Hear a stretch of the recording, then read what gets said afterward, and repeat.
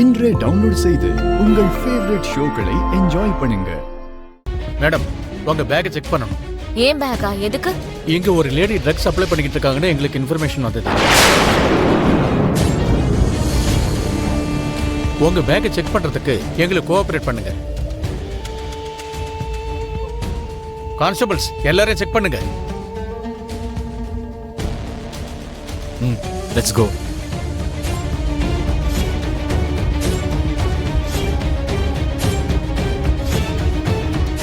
Madam, உங்க பேக்கை check பண்ணணும்.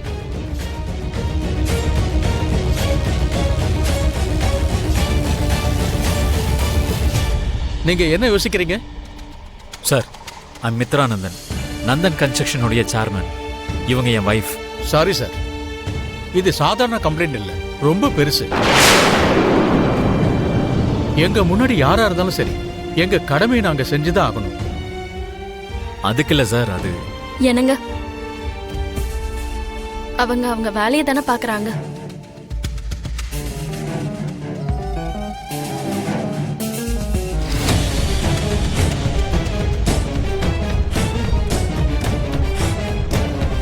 லக்ஷ்மி,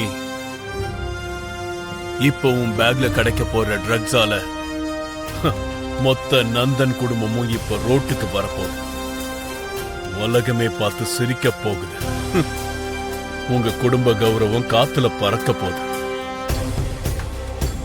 பல வருஷமா நான் எதிர்பார்த்துக்கிட்டு இருந்த கனவு இன்னைக்கு நிறைவேற போகுது.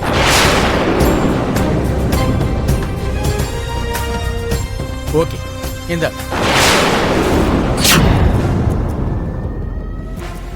Sorry for inconvenience. எங்களுக்கு யாரோ ராங் இன்ஃபர்மேஷன் கொடுத்திருக்காங்க. கோஆபரேட் பண்ணதுக்கு ரொம்ப தேங்க்ஸ் கான்ஸ்டபிள்ஸ்.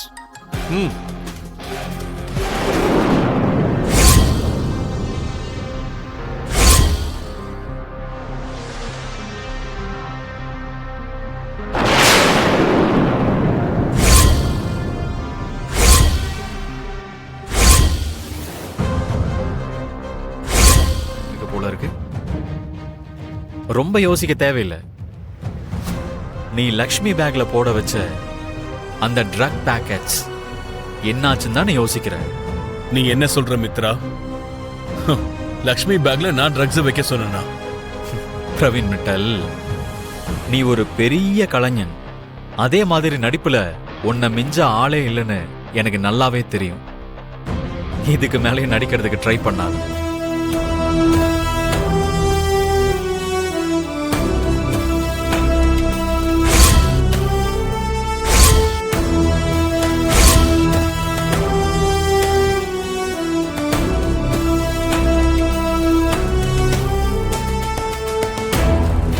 இப்பவே உன்னை போலீஸ்ல ஒப்படைக்க முடியும்.